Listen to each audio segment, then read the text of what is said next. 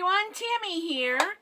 I am coming with a few tips and tricks that I've learned in the past few weeks on scrapbooking or journaling, any kind of paper crafts. Some of the types of glues that I've used, with the type of materials that I've used, and even right down to my scoring board. You need to make sure you keep this brushed out and cleaned up, because when you go to score whatever materials you're doing, if there's a little piece of something in there, it can make it skip right off the track the measurement that you want. So I keep this little craft brush that I picked up, I think at the dollar store. It's just a little cheapy. I think it was 4 of them in a package. I use it just for this, for brushing this all out. And then I have a couple of I'm frugal. I don't really have a cover or a mat or something that fits in it. So I have a couple of cereal boxes that I use to cover it up with.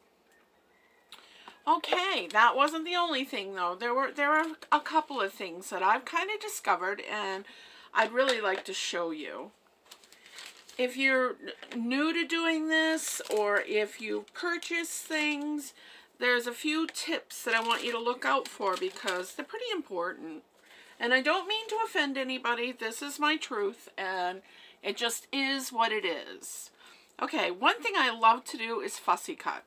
I absolutely love to fussy cut. I hate throwing anything away, and I love these little pandas.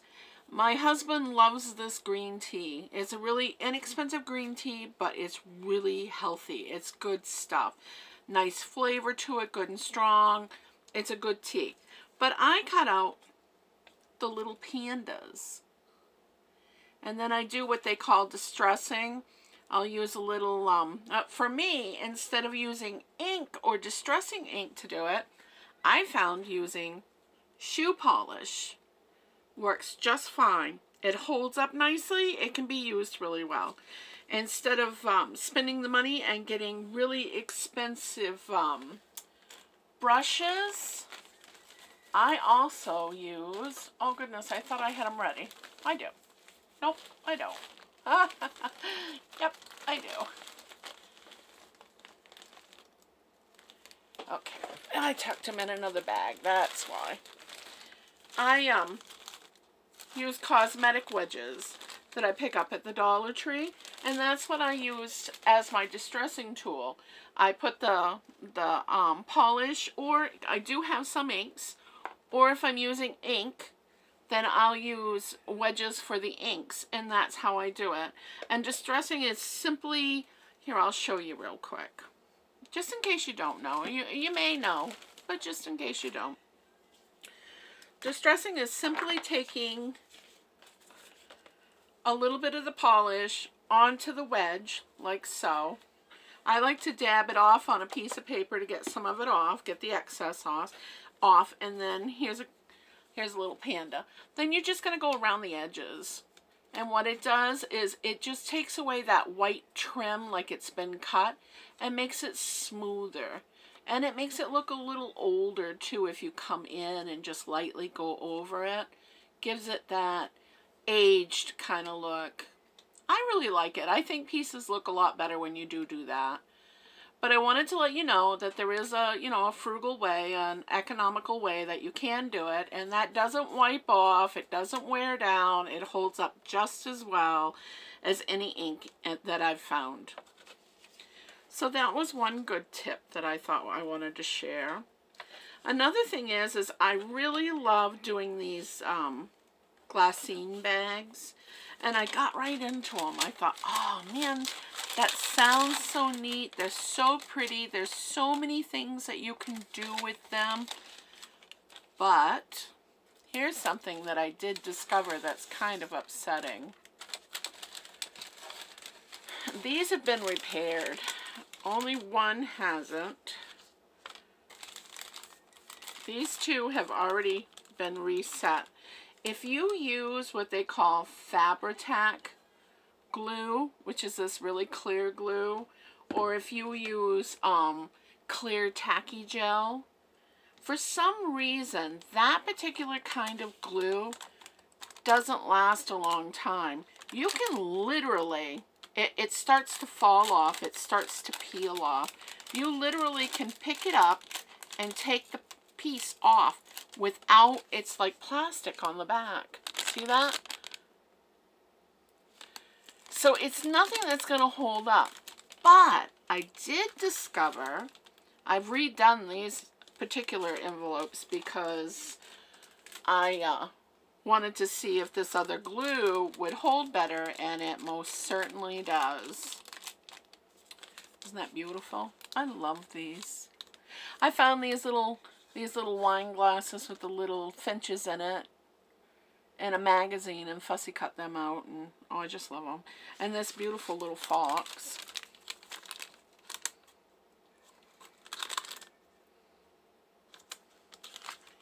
If you use white glue, plain old white glue, I have Crafter's Bond white glue, I have Eileen's white glue, and there's a cheaper glue. I don't have the bottle right here. I think I went through it all already. There was a cheaper glue that I picked up from the Dollar Tree. That works beautifully too. They hold up a lot better. They don't come off. They don't peel off like the clear glue does. Now, I'm just warning. I mean, I don't know. Some will probably say theirs have lasted for years and years, but it's like double-sided tape. You know, I told you before, I've done this before, and I thought this was some new, oh my God thing. I just had to try it. That had to do with paper, but honestly, these journals are no different than scrapbooking back in the day. The only difference is there's more room for journaling, and you have more fun compartments and little embellishments that you add to it, but it's pretty much the same. You're playing with paper and you're creating, and it's a whole lot of fun. But a lot of these things, like these little envelopes and pockets and things, we did those in scrapbooking. They're not new for this journaling. They're just being done in a different way for journaling.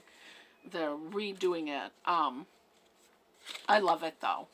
This particular pocket right here come from a pad of paper that I bought over 20 years ago. And this was a pre-cut. So that goes to show you right there. I bet you it's been 23 years, and I had that tucked away in my little craft closet, and I just put it all together. But this is no different than what they have out there today.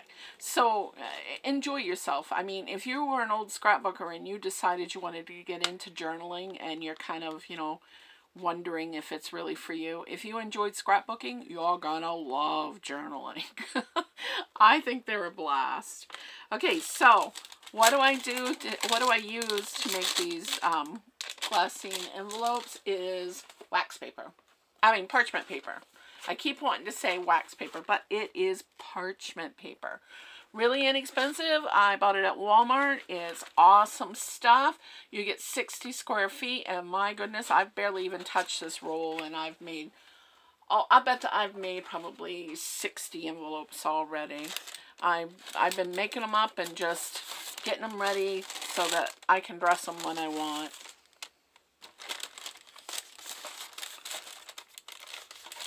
All right, the next fun thing. Oh, and then the little envelopes. I've made tons of different types. I'll put that in there too. I got this little box of sample stuff right here that I wanted to show. Tags. Oh my gosh, these embellishments, these little tags are the funnest things to do, I swear. I have a Cricut, so I'm able to die cut.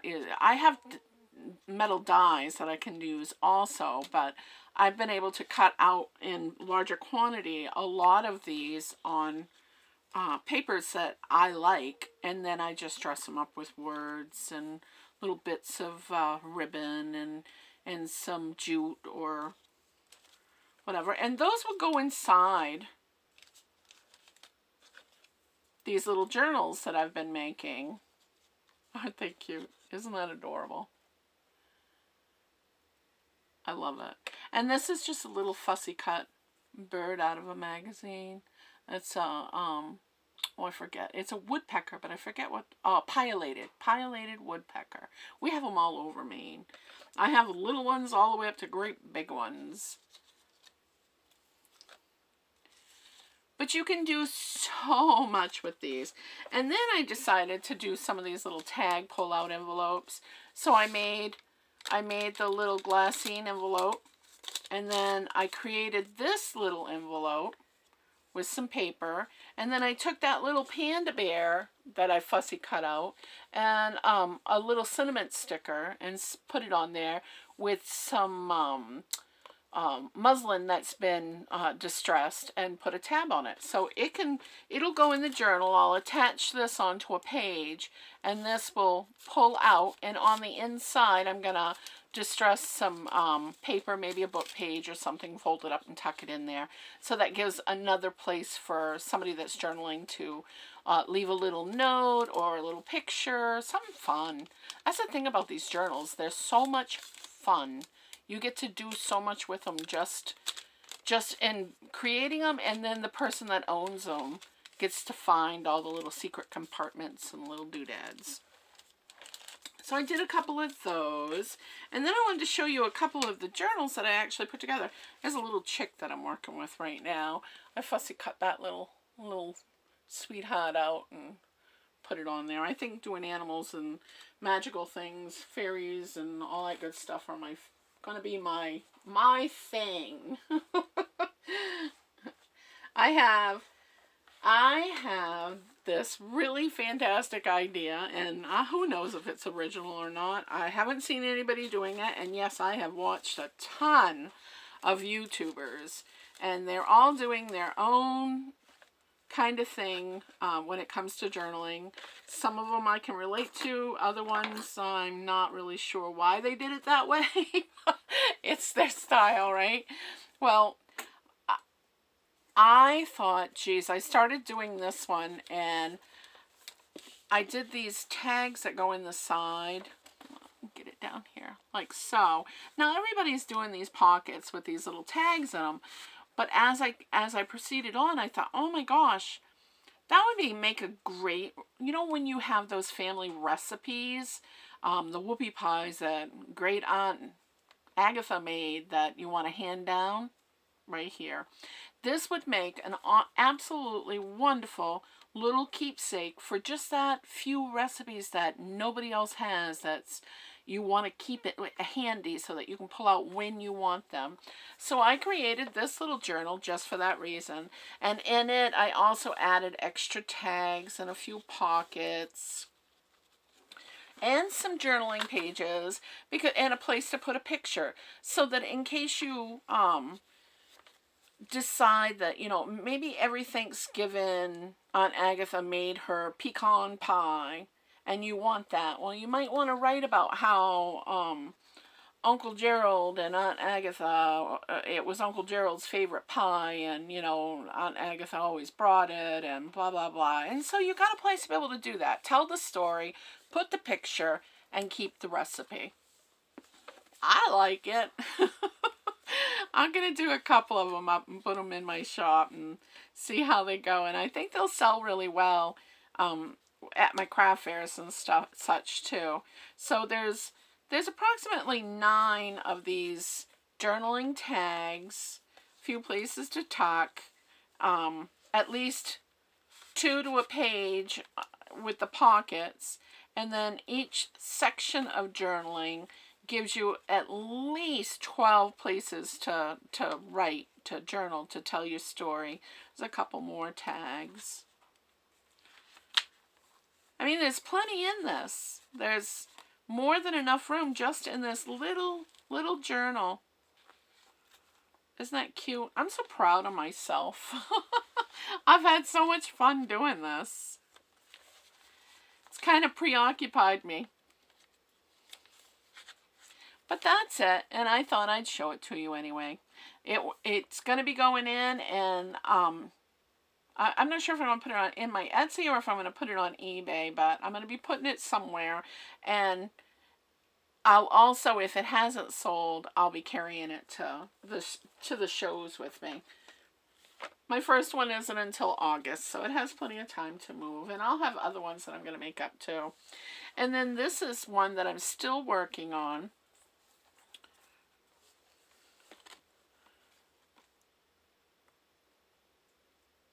And they call this kind of shabby, I guess, because it has the lace in it. I don't really know all the terms, I'll confess that. And I haven't gotten my tags and stuff in this one yet. But there's plenty of places for journaling, and it has what they call hidden binding. I don't have my binding on the outside. You don't see that. All of my little journals, I'm doing hidden binding. I'm actually doing a combination. I have Stack the Deck, which gives me the places that I can put photos and so forth.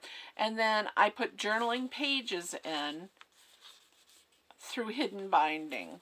And that's stitched and sewn onto a piece of muslin and then actually set in on top of the Stack the Deck. So there's two styles going into one. But I love it. I think it's a lot of fun. This one has plenty of places up here to put tags in. That's what I'm working on here. I'll be filling this full of tags, and it'll be about done here pretty soon too. But isn't that cute? See? Oh, and cereal boxes. This is made out of cereal boxes. I made the cover completely out of cereal boxes. And some of the pages that the Stack the Deck part is made out of is actually cereal boxes. And then I've added the type of paper that I want on top of it. Isn't that cute? What a way to upcycle and reuse things. Alright, well that's pretty much it. Oh, I think I showed you this one before, but I'm going to show you one more time, just in case. I'm just so proud. I can't help it. I really enjoy this. I've been spending a lot of time working on these. I've been cutting out some ornaments and things and getting them prepped and ready to go. And it's just about time to start another batch of seeds. Dakota's pumpkins are coming along really, really well. But we have so much water on the garden areas, there's nothing I can do right now except for drain them out. I do have a mare that I think is going to be foaling here pretty soon. She lost her plug last night, so I'll try to catch her at that. They're sneaky little creatures. They don't like you to see what's going on, so lots of times they'll have them foals way before you even know that they did. But here's one here, and this has several little tags in it. And I did this one the same as I did the other one. I did the Stack the Deck. And I also put journaling pages in. So it gives you a place to put a picture and a place to write. And this still needs tags put in there. And on the tags gives you another place to write and a picture. And I'll also be tucking in, like, one of these envelopes will go in there. And that will be a part of it. I might put one of the smaller ones in there, or I might put another pocket like so, you know, attached to a page. Just so many things that you can do. It's just, your imagination really is the only thing that limits you when it comes to any of these types of items. This one folds out. So you have a place to journal or put a picture or anything you want right there. This will have a tag put in it. Same thing. This is a place to put a picture. Tag will go in it. Then you get into some more journaling pages. This one still has some work. It's almost done. And this one I left with the hidden binding. I left the muslin showing. I saw that. I will tell you, I don't remember exactly who had done it. I think it was several of them that I watched. And I really like that. I like that kind of rustic, not perfect look that gives that. This again is a cereal box. And then I've just added some my papers that I wanted to it, and then I added some stickers on this particular one.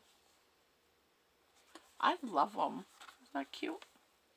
And this one ties up with just a piece of lace. I may change the tie on it. I'm not sure. I was going to make it so it was magnet. So it held up by a magnet, but I didn't do it.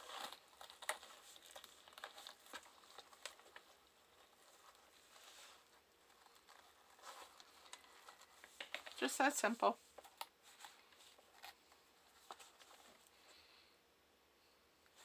Alright guys, that's all I wanted to do today. I haven't been on in a while and I feel really bad about it, but I wanted to come on and show you what I have been up to and share a few of the things that I've learned. Hopefully it'll help somebody else out that's starting to do it. Don't be afraid. Try it. All I say though is don't follow everybody, because some of them unfortunately are in it for the money and the money only. I'm still one of these people that takes a lot of pride in their work, and I'm not trying to say they don't, but people that just copy what somebody else does without learning about what they're doing kind of are, you know. At least that's how I feel anyway. So check it out. Make sure the glues are good. Make sure they're going to hold up, because when you spend the kind of money that you do, or the amount of time that you're going to put into something like this, you want to make sure it's going to last. When I'm done, this is heirloom quality. As long as it's taken care of, it'll last you for years and years and years. I did start to tell you that I did have a failure on something. I used to use that two-sided tape. You know, it made projects quicker and stuff, but I soon discovered, and now I've found out that even some of the ones that got away from me, it did work just the way I discovered. Over time, that tape lets go. So those pages or those pockets or those photos, they all tend to slide off. That tape doesn't last forever and ever. White glue. Good old-fashioned white glue. That's what you want. Alright guys, thumbs up please. If you're a subscriber, can't thank you enough. If you haven't subscribed yet, please go ahead and click that subscription button. I am putting videos out as often as I possibly can. Things are kind of wet and yucky around here, and I figured everybody's kind of getting tired of watching me craft all the time, so I'm waiting till it's time to get seeding and planting and chicks start popping, and you know. But by clicking that bell, you get the notifications of when I post a video, and you never know what's going to be on those videos. I'm a homesteader, I'm a homemaker, I'm a mom, I'm a crafter, so just about anything could be there. I can preserve, I forage, I make my own medicinals. You just never know. Alright, I hope to see you in the next video.